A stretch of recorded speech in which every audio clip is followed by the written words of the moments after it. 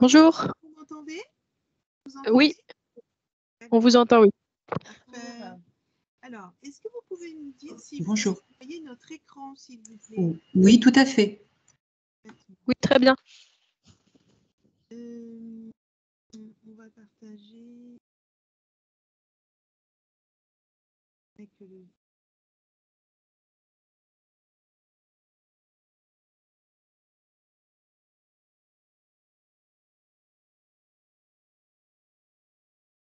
Alors, aujourd'hui, nous allons animer, ma collègue et moi, cette réunion responsable de la gestion des ressources humaines.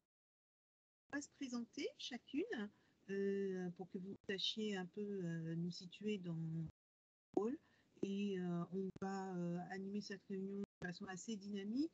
On propose la présentation du titre, mais en même temps de nous poser vos questions quand vous en avez, sans attendre forcément la fin de la réunion.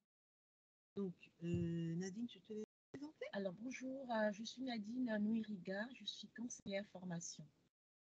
C'est moi qui réponds en fait aux personnes qui viennent pour la première fois avec des questions sur le projet de formation, donc je vais aiguiller d'admission, le moyen à mettre en place. Merci. Donc moi, je suis Sandra Coudon, je suis responsable formation sur les titres RGRH, donc Bac plus 4, MRH Bac plus 5 et CRH Bac plus 3, au sein de la filière ressources humaines de la formation continue. Et c'est moi qui vais accompagner la fonction responsable de la gestion des humaines, dont vous ferez peut-être partie si votre projet de formation et vos projets professionnels arrivent à maturité. Donc, j'ai parlé de filière ressources humaines. Nous sommes de 3 filières. La formation continue, c'est 3 filières. La filière ressources humaines, la filière management d'entreprise et la filière relations clients. Le titre RGRH appartient à cette filière ressources humaines. C'est un titre certifié par l'État de niveau 10 et RNCP. Donc, nous allons le découvrir. Ce titre, en termes d'équivalence européenne et de certification, avant, on parlait de titre RNCP de niveau 2. Donc, ce niveau 2 est devenu maintenant, dans la nomenclature européenne, à niveau 6. Donc, on va raisonner en termes de niveau. Nadine, tu veux présenter le groupe? D'accord. Alors, donc, le groupe IGS, donc Institut de gestion sociale, ça fait à peu près, là, on vous a indiqué 45 ans, mais on fêtera nos 50 ans l'année prochaine, en fait, en janvier 2025. Le groupe aura 50 ans.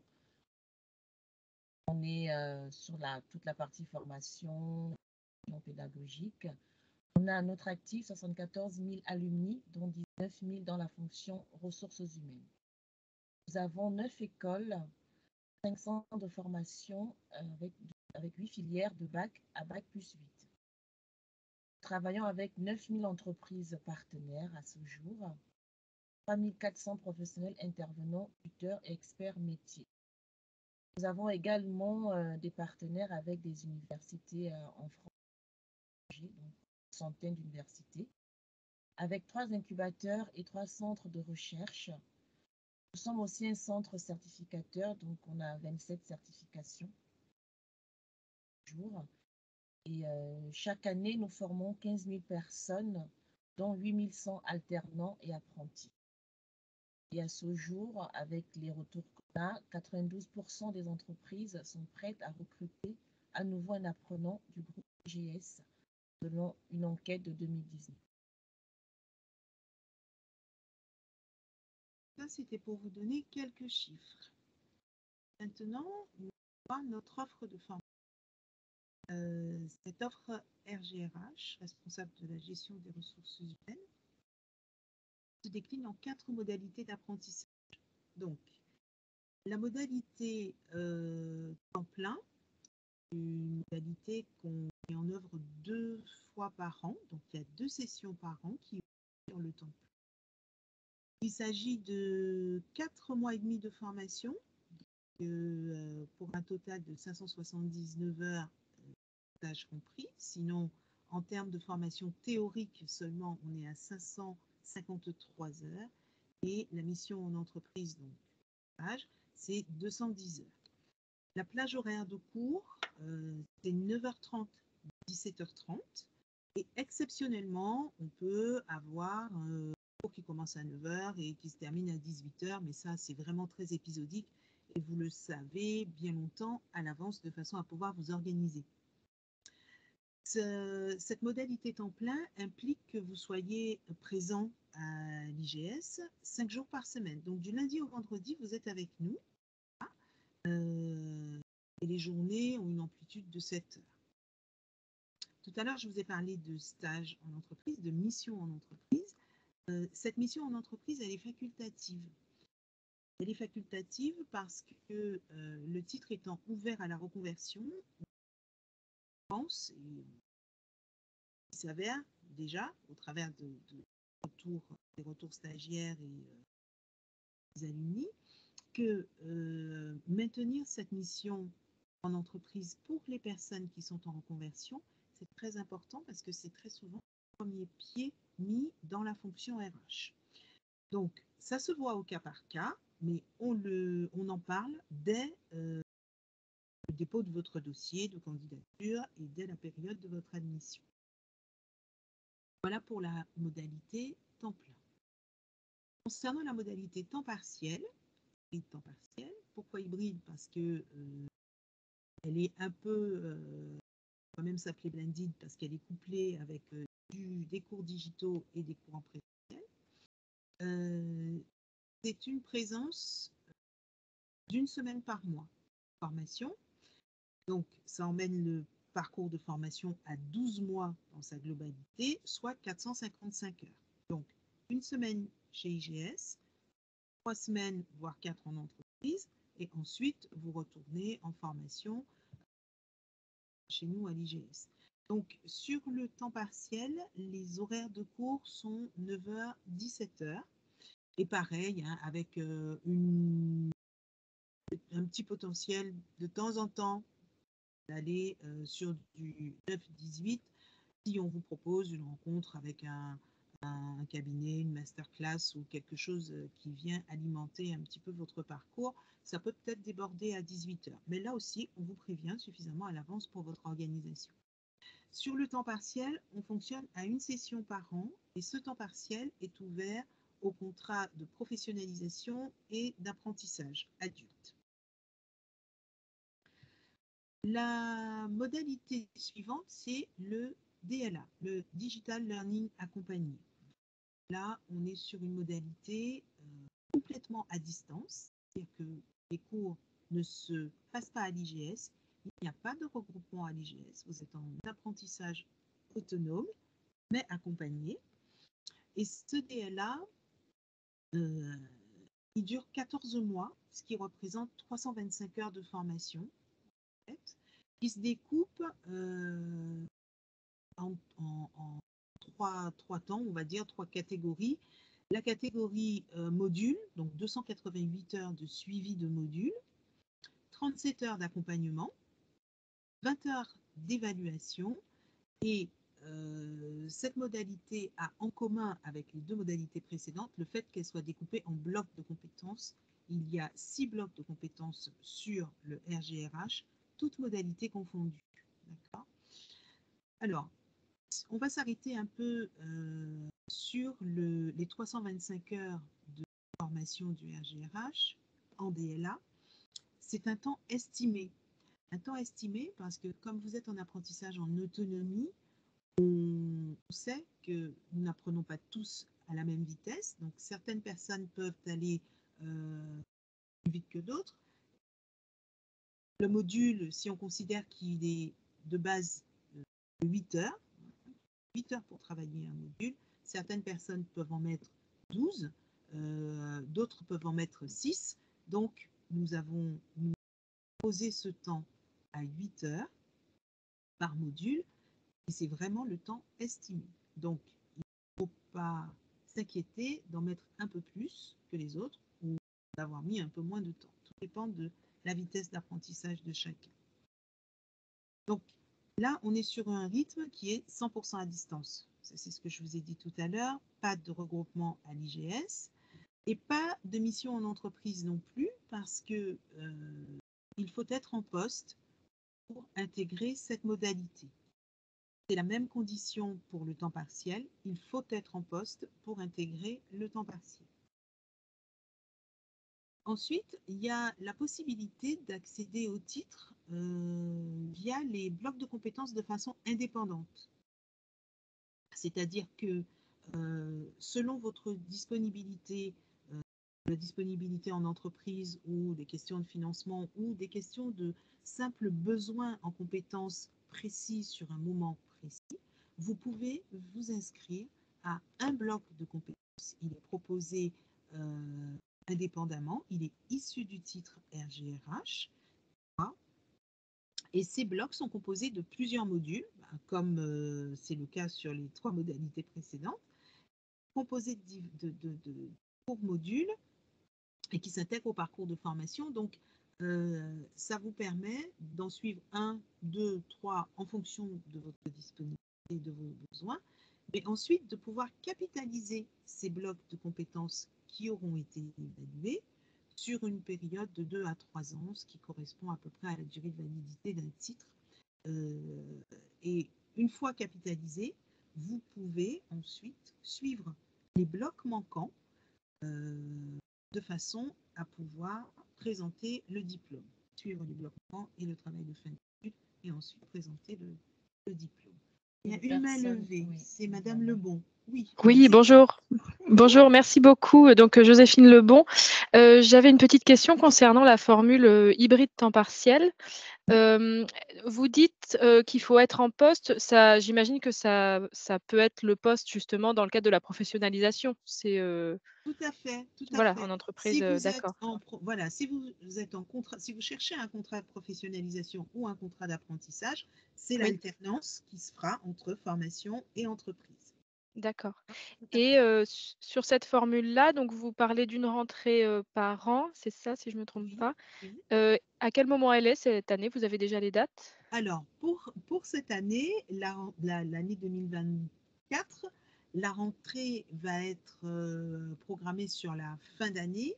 D'accord. Mais nous allons avoir aussi une petite nouveauté, c'est que le titre va évoluer et la prochaine rentrée qui va à peu près correspondre à ce qu'on est aujourd'hui sur le RGRH, qui ne va plus exister en fait, pour dire vrai, il ne va plus exister, il va être redéposé en tant que responsable du développement RH. Mais on vous proposera toujours une rentrée en fin d'année sur le titre responsable du développement RH. Il va prendre une connotation, il va rester à niveau 6, mais il va prendre une connotation développement RH. D'accord. Ce sera toujours un poste de responsable dans ces cas-là, Ce a sera priori? toujours un poste de responsable, absolument. Enfin, d'accord. Absolument. Ce sera toujours un poste de responsable. Aujourd'hui, la rentrée qui va avoir lieu le 19 février, c'est celle du temps plein. Il va rester une modalité temps plein sur le RGRH, mais la prochaine rentrée en temps partiel, elle sera déjà sur le titre responsable du développement des ressources humaines qui est en train d'être validé par France Compétences. Ok, entendu. Voilà. Merci beaucoup. Je vous en prie. Merci. Donc, nous allons passer aux objectifs généraux de la formation. Est-ce que tu veux prendre la main? Je te laisse la main, Nadine. Alors, en termes d'objectifs généraux de la formation, comme Sandra vous disait, là aujourd'hui, on vous présente vraiment le titre actuel de responsable de la gestion des ressources humaines qui vous permet de devenir un professionnel reconnu de la fonction RH et de pouvoir développer les capacités suivantes. L'idée, c'est de vous emmener à maîtriser les outils et méthodes de la fonction, les intégrer dans la gestion opérationnelle des ressources humaines, développer des compétences personnelles, relationnelles, managériales et des qualités d'expression, devenir un élément moteur de la gestion des ressources humaines de l'entreprise. Donc, le titre ouvre la porte à un large panel en fait, de postes en RH, parmi lesquels responsable des ressources humaines. Vous pouvez également aller vers des postes de responsable paye et administration du personnel, responsable formation ou développement RH ou responsable SIRH. Et comme Sandra l'a dit, à partir du mois d'octobre, en fait, en fin d'année, on vous proposera plus ce référentiel-là parce qu'il évolue. On sera plus sur la partie développement RH. En fait. Et le titre, comme on vous le présente aujourd'hui, concerne vraiment la rentrée du 19 février. Alors, pour compléter, merci Nadine, pour compléter ce point sur les objectifs généraux de la formation, on est sur un titre là qui est très opérationnel.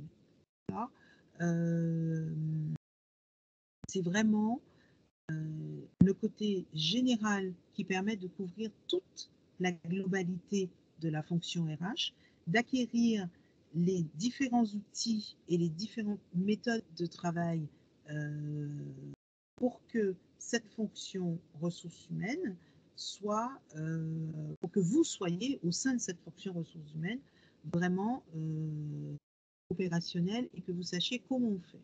C'est le côté pratique. Dans la continuité de ce qu'on a dit tout à l'heure par rapport au renouvellement du titre, cet aspect opérationnel va être retrouvé dans notre titre chargé des ressources humaines, qui reste également à niveau 6, mais voilà, qui prend un peu la place, hein, tout simplement, de ce RGRH qui, lui, était le titre opérationnel. Donc, on ne perd pas au sein de l'IGS cette compétence de délivrer de l'opérationnalité généraliste et globale de la fonction, mais elle se déplace tout simplement. Avancer. Les objectifs de la formation, devenir un professionnel reconnu de la fonction RH. Donc, ça veut dire quoi? Ça veut dire être capable de collaborer avec les responsables des ressources humaines et les DRH, d'accord? De mettre en œuvre des plans d'action RH en fonction du périmètre de l'entreprise. Eh bien, vous occuperez une fonction ou une autre, mais au sein de votre périmètre, eh bien, il faut être capable de mener ces plans d'action et de pouvoir collaborer avec les différents services, déjà, DRH et RRH, mais les différents services aussi. C'est vous permettre d'acquérir des capacités de communication, hein, communiquer sur des événements, sur des décisions qui vont être fondamentales et vraiment venir influencer l'entreprise et accompagner son changement. C'est mener des activités et des projets RH, d'accord. C'est aussi identifier et développer des compétences cibles des collaborateurs. Donc là, on va parler plus de formation, de plan de formation, de détecter les bons profils, de les former, de les maintenir, donc de les fidéliser. Donc, ce sera dans le cadre de la GEPP. C'est un titre qui va aborder aussi la gestion administrative des ressources humaines. Donc là, vous serez vraiment en proximité avec les opérationnels, avec les managers et les opérationnels. Vous pourrez aussi, avec ce titre, et ça va être très important parce que ça va venir se décliner sur chacun des objectifs de cette formation, comprendre et assurer et vous assurer d'être en conformité avec la législation. D'accord ? Tout ce que vous devrez faire, que ce soit au niveau de la communication, au niveau de la formation, de la GEPP, de la gestion des projets, il va y avoir cet aspect législatif et réglementaire que vous devrez respecter et pour lequel vous devrez être en veille.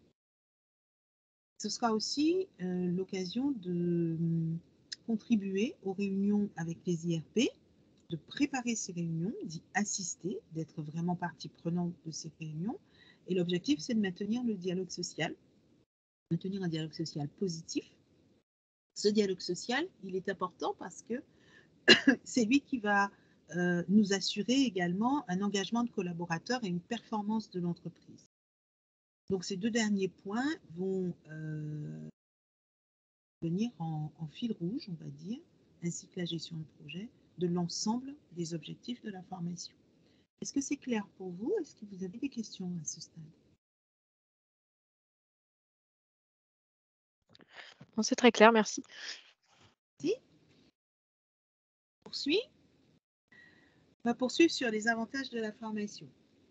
Est-ce que tu veux prendre la main? Si tu veux. Allez, c'est mieux comme ça. Alors, en termes d'avantages de la formation, en fait, cette formation, effectivement, vous permet de devenir un professionnel reconnu de la fonction RH en maîtrisant toutes les dimensions législatives, techniques et opérationnelles, accéder à une grande diversité de métiers dans les ressources humaines, renforcer votre employabilité avec l'obtention d'un titre de l'IGS RH certifié par l'État et plébiscité par les entreprises. Il faut dire qu'IGS a une grande autorité au niveau des ressources humaines. Moi, j'aime bien dire à mes candidats au téléphone que dans toutes les DRH, vous rencontrerez forcément une personne qui soit passée par IGS. Voilà. Donc, on nous recommande souvent nos stagiaires et nos formations sont vraiment dans la partie pratico-pratique. Les intervenants aussi sont des professionnels donc des ressources humaines. Et la formation vous permettra également d'intégrer un réseau de 19 000 diplômés IGS qui sont cadres actifs de la fonction RH et qui exercent dans de nombreux secteurs d'activité partout dans le monde. Merci Nadine. Alors, nous allons voir comment on apprend l'approche pédagogique, comment vous apprendrez. Nos intervenants, ce sont des professionnels de la fonction RH. Alors, ce sont des professionnels qui sont en poste, encore pour certains, ce qui est très intéressant pour le partage d'expérience et la pratique, et des professionnels qui sont des fois consultants, plus en poste, mais qui ont une expérience de la fonction ressources humaines en tant que DRH très souvent, et qui connaissent tout particulièrement nos exigences et les exigences du titre. Donc, l'organisation apprenante et collaborative, pourquoi? C'est parce qu'elle intègre un partage de production. C'est-à-dire que le partage de production, il se fait entre les intervenants et les stagiaires présents en cours. Il se fait entre les stagiaires aussi au travers de travaux de groupe, de mini-groupe. On reste attentif à l'état de notre planète, nous aussi, puisque on vous mettra à disposition vos supports de cours sur une plateforme qui s'appelle Mon Campus, c'est la plateforme du groupe IGS sur laquelle vous retrouvez tout ce que les intervenants peuvent avoir comme communication enrichissante et complémentaire au support de cours à vous communiquer. En présentiel, on ne vous donnera que les exercices du moment à travailler sur papier, mais en tout cas, les supports de cours ne seront pas imprimés. On est Green Campus depuis déjà presque 5 ans et on est passé au zéro papier. Donc, c'est une façon innovante également d'apprendre. Les intervenants, ce sont des professionnels, ça je vous l'ai dit. Et ce qui est intéressant par rapport à ce point, c'est que les intervenants sont professionnels, mais vous aussi, vous qui arrivez en formation, vous êtes aussi des professionnels, des participants. Vous arrivez avec une expérience vécue, plus ou moins lointaine des RH, mais en tout cas une certaine représentation qui sera assez diversifiée puisque vous viendrez de secteurs différents, d'horizons différents, de métiers différents, d'accord? Mais cette représentation doit être mise en commun, cette représentation de chacun doit être mise en commun autour de sujets qui vous permettront de faire ressortir comment vous avez vécu les choses, votre façon de les traiter aujourd'hui au regard des apports pédagogiques qui seront les vôtres, qu'on vous aura emmené en fait. Donc, cette pédagogie-là, elle s'appuie sur ces mises en situation et sur des cas concrets, sur des cas concrets qui vous permettent de mobiliser vos connaissances à un instant T sur un sujet précis.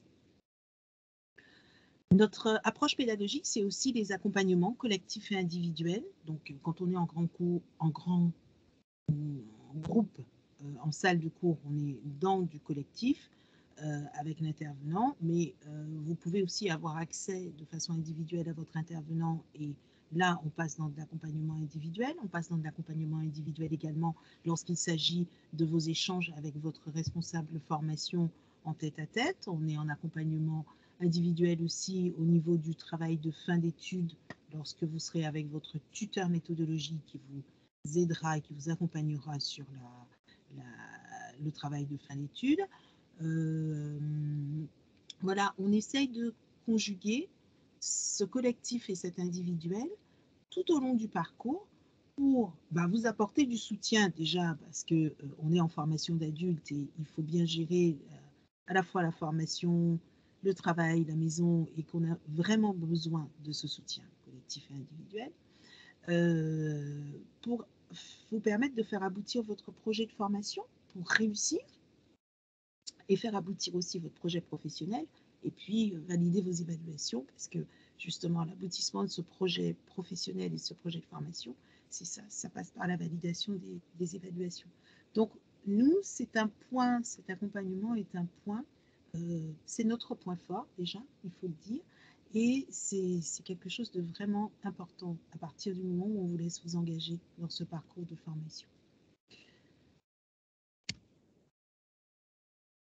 On va passer au bloc de compétences. On va passer à voir comment est construit le parcours de formation.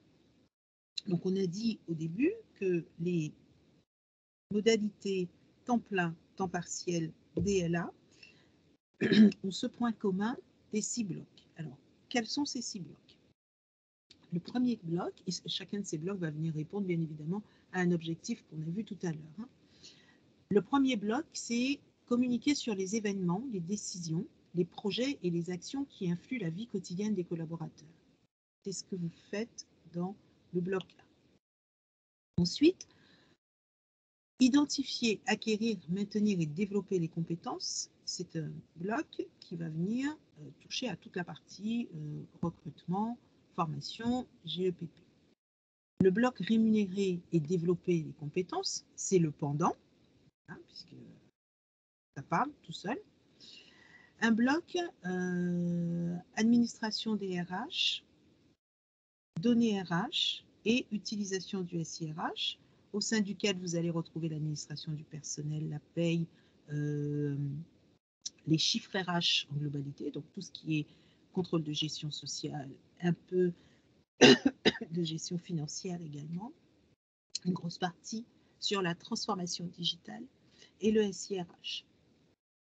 Ensuite, un bloc sur le maintien du dialogue social positif. On a parlé de ce dialogue social tout à l'heure.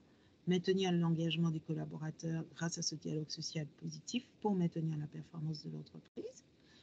Appliquer les normes sociales afférentes à la fonction RH. C'est ce qu'on a aussi vu tout à l'heure quand je vous ai dit qu'il était important que vous soyez en veille et sur toute la partie réglementation et législation parce qu'elle va venir couvrir tous les volets et s'appliquer à tous les volets de la fonction ressources humaines. Donc ça, ce sont les 6 blocs. Et au final, il y a un dernier petit qui est la note d'analyse RH et qui est votre travail de fin d'études qui va venir se glisser en fait tout au long du parcours et se finaliser à la fin de la formation théorique. Donc, tout ça pour dire que le titre RGRH, c'est la validation des 6 blocs de compétences, plus la validation de la note d'analyse RH. C'est ce qui vous permet d'obtenir le diplôme. Voilà. Est-ce que vous avez des questions? Non? Là, tout le monde, à nouveau, Oui, Madame Oui, Delebourg, pardon. Oui, c'est encore moi. je vous en prie. La note d'analyse RH, c'est une sorte de mémoire, en fait. Comment vous le Alors, qualifiez en termes de type de travail?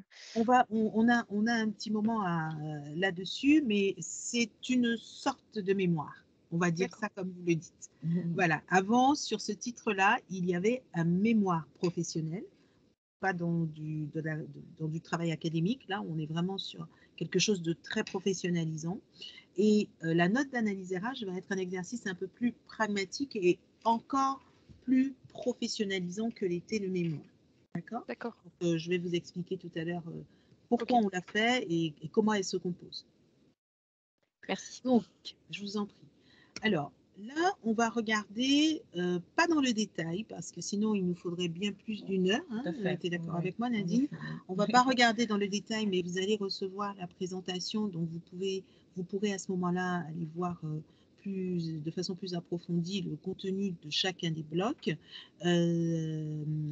Mais en fait, pour recouper avec ce que je viens de le slide précédent et les objectifs, le bloc 1, il porte le titre Communiquer sur les changements. D'accord? Donc, on est bien dans l'anticipation en termes de communication sur les événements d'entreprise, sur de la communication et de l'accompagnement, d'accord? Et du changement également. Ensuite, le bloc 2, il est identifier et acquérir des compétences. Donc, c'est la première partie du gros bloc qui est GEPP, formation, recrutement.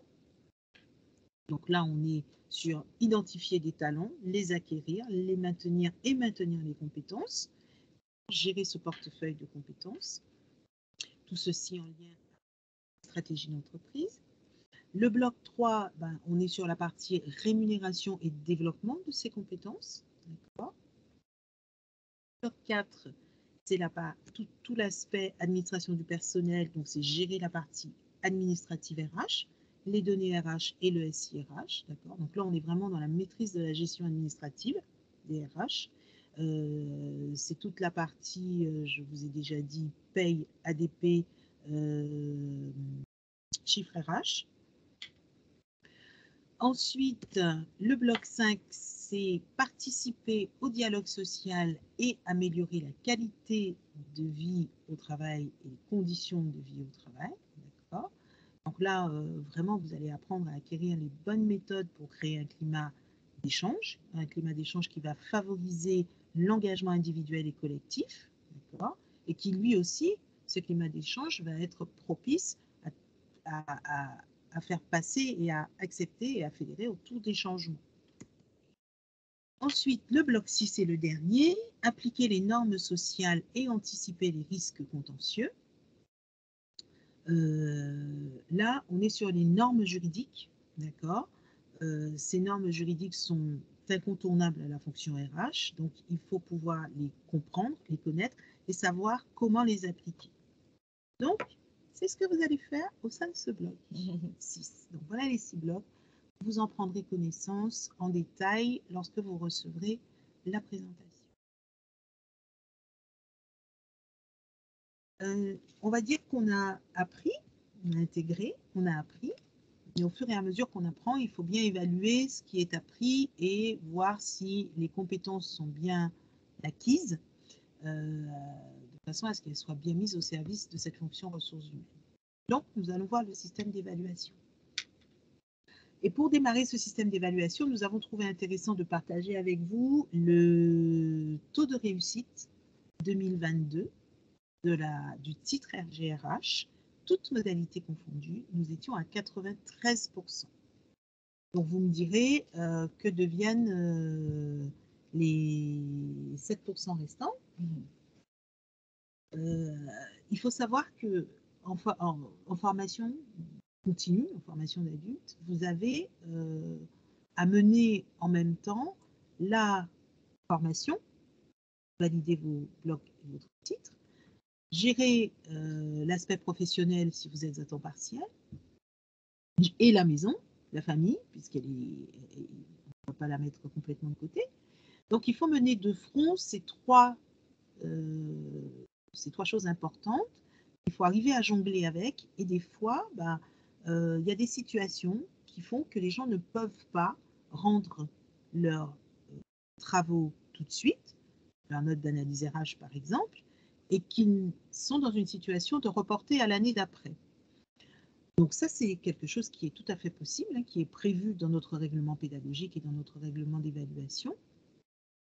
Ça explique le pourquoi, sur 2022, on a eu quelques personnes qui n'ont pas pu présenter leurs travaux. Ceux-là, ils seront présentés au jury.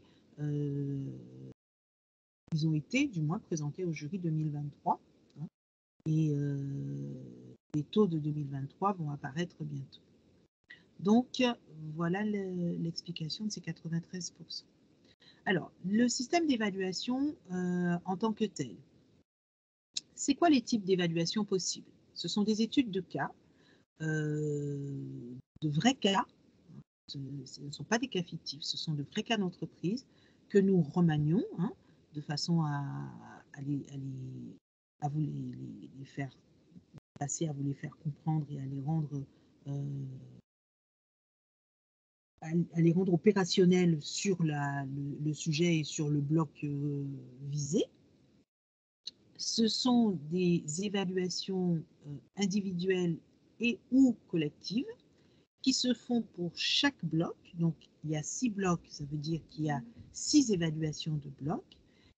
Et ce type d'évaluation en termes de cas est valable pour la modalité temps plein et pour la modalité temps partiel. Pour la modalité DLA, on va assister à la même chose, des études de cas, mais il peut y avoir aussi des serious games qui deviennent l'étude de cas, justement, disponibles sur la plateforme digitale à laquelle vous serez connecté pour travailler. D'accord? Donc, chaque bloc a son évaluation finale.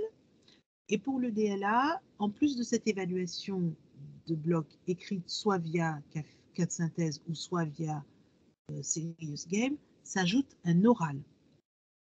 Tout simplement parce que, comme vous êtes en toute autonomie, que vous êtes à distance, cet oral, c'est lui qui vient nous montrer que c'est bien vous qui avez fait le travail, parce que après, cet oral porte sur le travail que vous aurez rendu via la plateforme.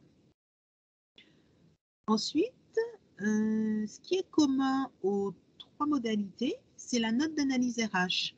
Cette note d'analyse RH, vous la travaillez autour d'une problématique RH d'actualité que vous posez, qui est validée et qui donne lieu à un écrit et ensuite qui donne lieu à un oral.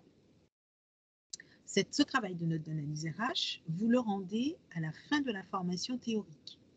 Donc, en moyenne, 3 à 4 mois pour le temps partiel. Hein. Rendez vos 40 pages, c'est un travail de 40 pages hors annexe, donc vous le rendez au maximum 4 mois après la fin de la formation théorique. Pour le temps plein, on vous laisse entre 4 et 5 mois. Hein, que là, on sait que les personnes ne sont pas en poste. En plus, il faut prendre en compte l'aspect de la mission en entreprise pour ceux qui l'ont choisi. Donc, on vous laisse un tout petit peu plus de temps. Et sur le DLA, on est sur la même durée que sur le temps partiel. C'est 3 à 4 mois après la fin de la formation théorique qu'il faut rendre votre travail. Et l'oral de soutenance est programmé 1 mois après le rendu, 3 semaines à 1 mois après le rendu de votre écrit. Ça vous laisse le temps de travailler votre oral. Donc, ce qui s'affiche devant vous dit clairement et veut clairement dire que l'obtention du titre RGRH, c'est la validation des 6 blocs de compétences, quelle que soit la modalité que vous aurez choisie, plus la validation du travail de fin d'études de la note d'analyse RH. Est-ce que vous avez des questions sur ce système d'évaluation? Est-ce que c'est clair pour vous ou est-ce qu'il y a des choses sur lesquelles vous voulez des précisions? C'est très clair, merci. Non, c'est très clair. Merci beaucoup. Oui, c'est très clair. Merci. Bien, merci. Donc, on va s'attarder un petit peu sur la note d'analyse RH pour vous expliquer ce que c'est, de façon à ce que ça soit, qu'il n'y ait pas de confusion avec un mémoire ou avec quelque chose d'académique. Donc, c'est déjà un livrable de fin d'études, d'accord, qui permet la validation du titre RGRH, c'est ce que je viens de vous dire. Donc, ce travail, il s'appuie sur une note de synthèse, d'accord, qui sera sur un sujet RH. Le sujet RH, il vous appartient. Vous êtes libre de choisir, que ce soit un sujet d'actualité. Bon, c'est bien que ce soit un sujet d'actualité parce que en termes d'alimentation et puis d'information, voilà, ça facilite. Puis autant vaut mieux être à la page. C'est très souvent pour ceux qui sont en entreprise un sujet qui est en train d'être déployé au sein de leur entreprise. Et là, c'est encore mieux parce que ça donne accès à un maximum d'informations. Et au final, ben, on travaille pour quelque chose, hein, ça a une finalité. Donc, une note de synthèse, un diagnostic stratégique qui est fondé sur une analyse RH de l'entreprise, ça c'est important, et l'élaboration d'une préconisation. Il n'y a qu'une seule préconisation. Ce n'est pas forcément la solution, on n'attend pas que vous alliez à la solution, sauf si vous êtes en train de travailler sur un projet d'entreprise, mais au moment où vous allez rendre, peut-être qu'il ne sera pas finalisé, donc on n'exige pas cela de vous, mais en tout cas une préconisation, bien évidemment, qui soit en lien avec la problématique que vous avez posée. On tient à cet exercice parce qu'il va permettre de développer des compétences qui sont vraiment importantes pour nous et sur le marché, dans la fonction RH. C'est la capacité à identifier un sujet RH et à formuler une problématique. Ça se formule d'une certaine façon et c'est lors de la méthodologie que vous allez, des cours de méthodologie que vous allez suivre, qu'on va vous expliquer comment le faire. C'est aussi la capacité à mettre en œuvre une méthode d'analyse qui est structurée, d'accord, parce qu'il va falloir benchmarker, il va falloir construire des questionnaires et structurer cette démarche d'analyse. Une démarche cohérente, puisque bien évidemment en RH, on ne va pas faire n'importe quoi, il faut que ça soit toujours dans... Et ça, cette question de cohérence, vous l'aurez déjà retrouvée au sein de vos évaluations quand vous allez traiter vos cas. Attention à ce que vous répondez, il faut que ça soit cohérent. Et ça, on y tient parce que c'est ce qu'on va vous demander en entreprise. Après l'obtention d'un titre de niveau 6 comme le RGRH, vos employeurs seront en droit d'attendre cela de vous. C'est aussi la possibilité et l'opportunité d'émettre des préconisations, de savoir comment on emmène une préconisation et de faire très attention à ce que cette préconisation ne soit pas déconnectée du problème que vous avez posé. Donc une proposition cohérente, adaptée et si possible novatrice. On aime bien la petite prise de risque pour... Voilà, on n'est pas enfermé dans quelque chose. Les attendus de la méthodologie vont vous être délivrés. On sera très clair sur ce qu'il faut faire et ce qu'il ne faut pas faire, mais on ne vous empêche pas d'être novateur. Et puis, c'est rédiger un document de qualité, tant dans le fond que dans la forme, parce qu'en entreprise, vous serez emmené à le faire. Vous serez emmené à le faire pour votre direction, vous serez emmené à le faire pour le présenter à vos collaborateurs. Et donc, voilà, on s'attend à ce que, en termes de syntaxe, d'écriture, d'orthographe, etc., vous soyez quasiment sans faute là-dessus. Voilà ce que c'est que ce travail de note d'analyse RH. Donc, vous voyez vraiment, on n'est pas dans un travail académique. Là, il va falloir que vous alliez benchmarker, que vous puissiez mettre en comparaison les choses les informations que vous allez trouver, les mettre en comparaison avec votre problématique, avec les éléments de l'entreprise dans laquelle vous êtes, et pouvoir mener votre analyse de façon pertinente. Voilà ce qu'est cette note d'analyse RH. Alors, Nadine, est-ce que tu veux prendre la main sur la partie admission qu'on va aborder? Alors, s'agissant des conditions d'admission, on vous demande d'être titulaire d'un bac plus 2 et de justifier de 3 ans minimum d'expérience professionnelle, peu importe le domaine, vu que c'est ouvert à la reconversion. Si vous n'avez pas un bac plus 2 validé et que si vous avez le bac, il faudra justifier de 5 ans minimum d'expérience professionnelle et on vous fait passer un examen en interne qu'on appelle la VNE, donc c'est la validation du niveau d'entrée, et ça a un coût de 150 €. Ensuite, vous remplissez un dossier de candidature Vous réalisez un test d'autopositionnement en ligne et ensuite vous avez l'entretien d'admission approfondi avec la responsable formation, donc avec Sandra, pour comprendre le projet. Donc, il y a vraiment 2 étapes clés dans les conditions d'admission. Valider le mode de financement avec votre conseillère formation. Vous complétez le dossier, donc il y a la possibilité de le faire en ligne. Ou alors, nous, on vous l'envoie par mail, vous nous le retournez par mail pour aller plus vite. Vous pouvez aussi l'envoyer par courrier, mais pour gagner du temps, on préfère les envois par mail, avec toutes les pièces, le diplôme validé, la lettre de motivation, CV à jour. On a également des frais de dossier qui s'élèvent à 120 €. Donc, tous ces éléments-là, vous pouvez les revoir avec votre conseillère formation pour la partie conditions d'admission, en fait, les pièces à nous fournir pour candidater. Merci Nadine. Je voudrais compléter ce point et revenir un peu sur ce point du dossier de candidature. Il est important que votre dossier de candidature soit soigné. C'est le début de votre projet. Donc nous, on doit pouvoir, au travers de ce dossier de candidature, comprendre et se rendre compte que vous avez travaillé vraiment votre projet, que vous avez un réel objectif à atteindre avec cette formation. Et ça commence par bien exprimer ce projet. Ça commence par faire attention à comment vous rédigez ce dossier de candidature. Et ça demande de porter une attention toute particulière au CV que vous allez joindre. Il faut que votre CV soit un CV détaillé. On n'est pas sur l'étude d'une embauche, on est sur l'étude d'une formation qui va, comment dire, conditionner aussi votre positionnement sur le marché après, et puis qui va conditionner la décision qu'on va prendre concernant votre intégration, déjà au moins à ce stade-là. Donc, j'attire votre attention sur le soin apporté à votre dossier de candidature et à votre CV. Donnez-nous le maximum de détails pour que nous puissions vous aider à prendre la bonne décision. Ensuite, sur le test d'autopositionnement. Ce n'est pas un test de validation, ce n'est pas le test qui va dire qu'on vous accepte ou qu'on ne vous accepte pas. C'est un test qui est construit sur la base des compétences du titre, du référentiel.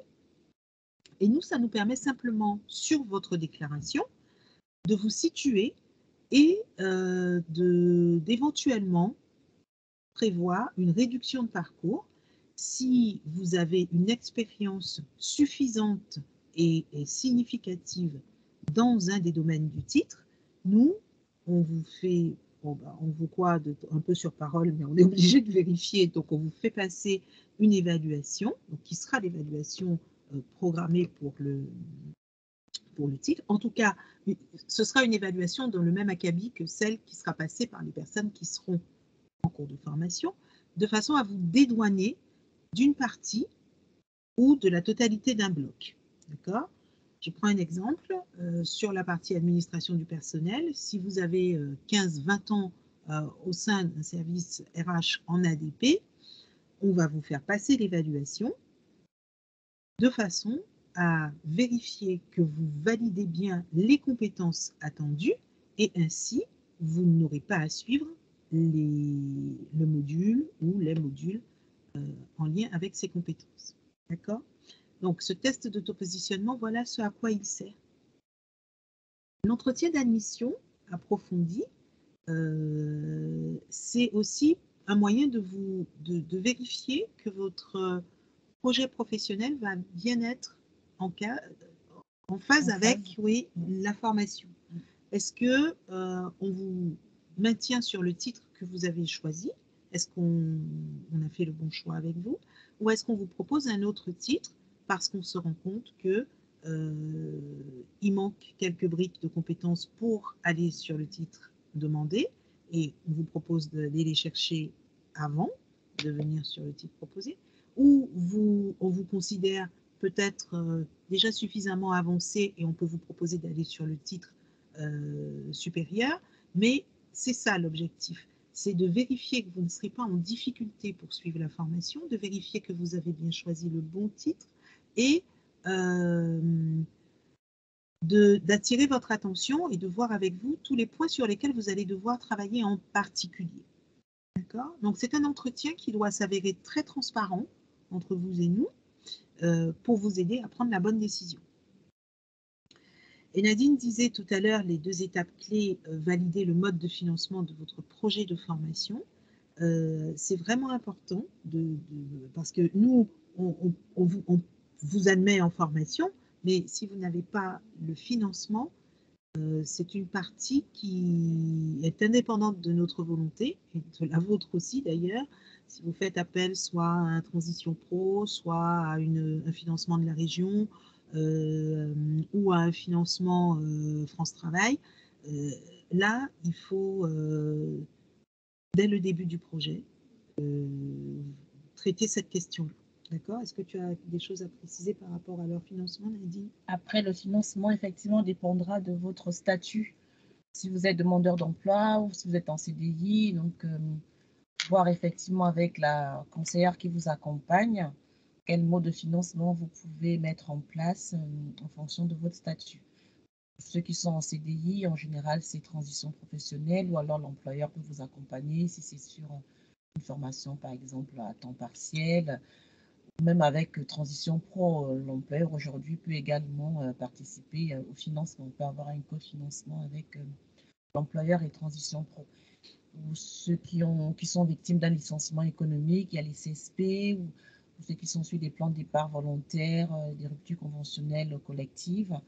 Donc, il y a vraiment plusieurs modes de financement qu'on peut mettre en place en fonction du statut du candidat. Vous pouvez vous rapprocher donc de votre conseillère pour voir ce qui vous concerne en fait, ce qui sera envisageable pour vous. Et puis voilà, on a aussi une matinée portes ouvertes le 9 mars. Si vous êtes disponible, vous pouvez venir dans nos locaux, Paris 17e, métro Malesherbes, où on présentera non seulement tous nos titres, mais il y a aussi un atelier sur le financement en fonction du statut. Alors, merci à toi. Concernant les conditions d'admission, juste pour vous indiquer, on a parlé de la VNE pour les personnes qui n'auraient pas le prérequis académique, à savoir Bac plus 2 validé, mais qui n'auraient que le bac. Alors, pour vous dire 2 mots sur cette validation du niveau d'entrée, c'est un examen qui se fait en 2 temps. Une première partie que vous faites à la maison, qui est une démarche un peu réflexive sur votre parcours professionnel, et une deuxième partie qui se fait, qui est un examen écrit, composé de 3 parties. Une partie devoir sur table, comme on a pu la connaître, parce que nous étions à l'école, avec introduction qui annonce un plan, développement et conclusion. 3 mini-cas avisés RH, mais là, ce n'est absolument pas vos compétences RH qu'on va aller regarder sur ce moment-là, parce que sinon, vous ne viendriez pas en formation. Si vous les aviez déjà, c'est plutôt votre façon de vous positionner et puis quel est votre regard RH, qu'est-ce que vous en savez. Et puis un travail de synthèse, un exercice de synthèse qui porte bien son nom d'ailleurs. Hein. Il faut avoir l'esprit synthétique, c'est vraiment important sur ce titre-là, sur un titre de niveau 6. Il faut être capable de pouvoir synthétiser, ça va être très utile pour la formation. Et puis l'objectif, c'est vraiment de regarder comment vous écrivez, parce que je pense que depuis qu'on a commencé la réunion, vous avez bien compris que vous alliez être confronté à de nombreux écrits. Donc c'est voilà, voir un peu votre capacité à écrire, à analyser et puis à argumenter votre point de vue. Donc, une fois que cet exercice est passé, si vous êtes dans le cas de devoir passer la VNE, après viendra se décliner toute la partie entretien et autopositionnement et entretien, parce que c'est dans ce sens. Est-ce que les conditions d'admission, c'est clair pour vous? Est-ce que vous avez des questions pour cette partie? Pour moi, c'est clair. Ouais, pareil, merci, c'est très clair. Ouais. Merci. Merci. Alors, un autre point que nous souhaitons porter à votre connaissance, c'est l'existence de la cellule HandiGS, la mission handicap du groupe IGS, qui concerne les personnes en situation de handicap pour lesquelles nous devons prévoir des aménagements dans les temps d'évaluation, dans les temps de rendu de travaux, des aménagements même en termes de mobilier. Il est important que vous nous en fassiez part ou que vous preniez directement contact avec la cellule HandiGS de façon à ce qu'on puisse réunir l'ensemble des conditions nécessaires à votre réussite. D'accord ? Dans le dossier de candidature, vous avez la possibilité d'indiquer si vous êtes concerné par cette situation de handicap et notre accompagnement, dans ces cas-là, s'adapte à votre besoin. D'accord ? Donc, ça, c'est quelque chose de... On va regarder les dates des prochaines rentrées. Alors, on vous l'a dit tout à l'heure, la rentrée RGRH la plus proche, et la dernière rentrée RGRH d'ailleurs, sera celle du 19 février. Donc, il est encore temps de vous inscrire si vous êtes sur des financements, autofinancement et CPF. On a encore le délai. Cette formation démarre le 19 février, elle se termine le 2 juillet 2024, formation à temps plein. Et pour les personnes qui seraient intéressées par la mission en entreprise qui est facultative, elle démarrerait le 3 juillet 2024 et se terminerait le 13 août 2024. Et la prochaine possibilité d'intégrer le Digital Learning accompagné, c'est d'intégrer au bloc 2 le 18 avril 2024 et le bloc c'était pour aller jusqu'au 2 juin 2024. C'est 2025. 2025. Okay. Ben oui, Okay. il y a une coquille, c'est moi, j'ai mis 2024, c'est 2025. D'accord. Quand on a parlé des modalités via les certificats de bloc, bloc par bloc, là, c'est un peu spécifique. Il faut vous rapprocher de votre conseiller information pour ce sujet-là. Ensuite, les prochaines rentrées de fin d'année seront sur le titre nouvelle version responsable du développement des ressources humaines. On va regarder les tarifs? Oui. Ça va? Il n'y a pas de question. Tout ça, ça a un coût. Ça a un coût, tout ça. Et on va regarder les tarifs. Alors, sur le temps plein RGRH, on est sur un tarif de 15 400 € net de taxes. Après, pour vous rapprocher de votre conseillère, si vous êtes demandeur d'emploi, on peut faire un petit geste commercial uniquement pour les demandeurs d'emploi, en fait. Alors, et sur le Digital Learning accompagné, le tarif à 8 900 € net de taxes. Et pour les certificats aussi, donc les blocs de compétences, consultez directement votre conseillère formation pour voir ce qui existe aujourd'hui comme tarif, en fait. Alors, notre offre, elle est éligible au CPF, c'est important de le dire. Sur cet aspect-là, on vous accompagne aussi pour pouvoir mobiliser votre CPF si besoin. Mais c'est vrai que en s'agissant du 19 février, par exemple, c'est très rapide, il faut aller vite. Parce que c'est 11 jours ouvrés. Voilà, d'accord, pour mobiliser son CPF. Il y a une personne qui lève la main. Il y a une main. Alors, on vous écoute. On vous écoute. Bonjour, désolé. Vous m'entendez? Oui, on vous entend. Juste, du coup, est-ce que vous avez à peu près une idée ce que ça représente, ce que là vous mettez net de taxes C'est le tarif net de taxes. En fait, on n'est pas sur du hors taxe, là, c'est vraiment net de taxes.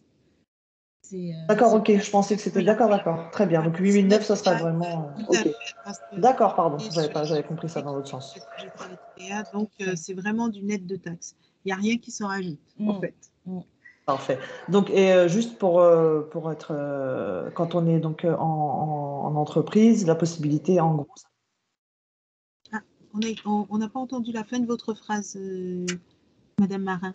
La possibilité de financement, ce serait éventuellement transition pro lorsqu'on est en entreprise, avec, est-ce qu'on peut cumuler avec le CPF aussi? Alors, quand il arrive, transition pro prendra sur votre CPF, en fait. Ce sont des Ah, choses d'accord. nécessaires. Voilà. Ce serait pour quelle modalité pour vous? Le temps plein ou Je regardais sur le digital, peut-être, ou digital? le temps plein à voir, mais ça me paraît énorme quand même. Transition Plutôt pro, sur le digital, ouais. on a passé le délai. Pour On a, transition pro sur oui, le temps plein. et même sur le digital, hein, sur la Sur le rentrée digital, d'avril, voilà. on est juste parce que Ah ouais? Ah, d'accord. c'est 3 mois avant. Sauf si vous êtes en CDD, Non, je suis en CDI. en Vous êtes en CDI, CDI. c'est 3 mois. 3 mois avant, d'accord. Donc là, ça sera pour l'année prochaine, quand même. Est-ce qu'il y a d'autres- Merci. Est-ce qu'il y aurait d'autres questions par rapport Alors oui, à l'ensemble bonjour. Oui, bonjour. Bonjour, donc je suis Shadia Saïdi. Je souhaitais avoir des infos donc, sur la formation en digital accompagnée. Quelles sont les prochaines sessions? Donc il y a avril et ensuite il y aura quoi comme date? Alors, pour l'instant, on n'a pas les prochaines dates. Ce sera en octobre. Ok, Ce sera une date en octobre. On pourra on pourra les communiquer. On va dire bientôt. Je préfère vous dire bientôt. comme ça, Ok, d'accord? On va dire bientôt, mais ce seront des dates de fin d'année. Ce seront des rentrées sur la fin d'année, d'accord? d'accord, ok, d'accord, ok. Par rapport Bah, au renouvellement dont j'ai parlé tout à l'heure, oui, voilà, il faut qu'on attende que le titre soit renouvelé par France Compétences de mhm, façon à pouvoir voilà, être en capacité de le diffuser. Mais on commencera à commercialiser quand même un peu avant, à d'accord, communiquer sur certaines dates, mais ce sera bientôt. Si vous avez la possibilité de venir à notre journée porte ouverte du mois de mars, du 9 mars, ce sera aussi l'occasion de découvrir ces titres-là. Donc, peut-être qu'à ce moment-là, on sera déjà en capacité de donner des dates Oui. sur le DLA. D'accord? Céline. Alors, madame, alors j'ai pas vu. C'est Céline Grosse. Bonjour mesdames, merci pour la présentation. J'avais juste une petite question. Alors moi, je suis en recherche d'emploi. Si je comprends bien, ça ne compromet pas éventuellement la possibilité de suivre le cursus en DLA. Alors, vous n'êtes pas en poste? Alors là, non plus depuis le 31 janvier. Est-ce que vous avez travaillé en ressources humaines? Après, on peut regarder Oui, en termes tout à fait, pendant 19 ans.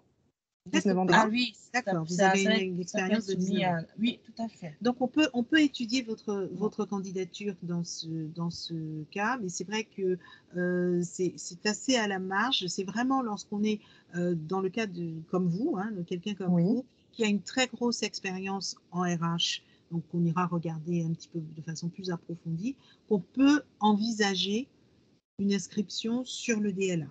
d'accord. Mais pour suivre le digital accompagné, il faut avoir la possibilité de mettre en pratique. Et cette mise en D'accord. pratique, elle est vraiment importante. Bon, vous, manifestement, vous l'avez déjà vécu. Donc, on peut envisager de venir mettre les mots sur une pratique existante et harmoniser, donner des outils, de la méthode, et voilà. Mais D'accord. dans le cas où il n'y a pas l'expérience suffisante, eh bien, il faut effectivement être en poste. Donc, n'hésitez pas à envoyer votre candidature. D'accord. Elle pourra être étudiée, effectivement. D'accord. Très bien. Merci mesdames. Voilà. Est-ce qu'il y a d'autres questions? Parce que nous arrivons au terme de notre réunion.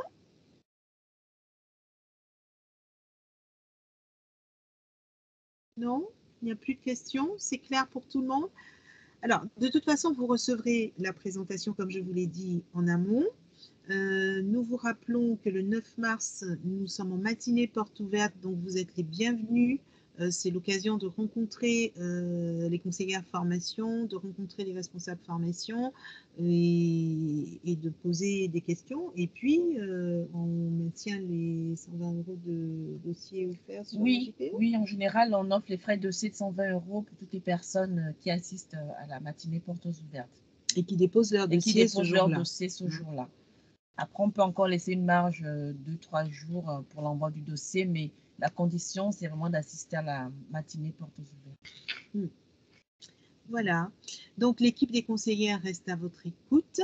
Vous accompagne dans toute la construction de votre dossier et votre projet professionnel. Donc, n'hésitez pas, soit via le mail générique, soit par le téléphone qui s'affiche ou en passant par notre site internet, à prendre contact avec nous, à prendre contact avec la conseillère que vous avez déjà d'attribuer ou à déposer votre dossier et vous serez suivi par quelqu'un, vous serez accompagné. Ça démarre dès ce moment-là, l'accompagnement. Je vous remercie beaucoup. Nous vous remercions. Merci beaucoup. Passez une excellente fin de journée. Merci pour votre écoute et on reste disponible si vous avez besoin. Merci à vous. Au revoir. Merci beaucoup. Au revoir. Bonne journée. Au revoir.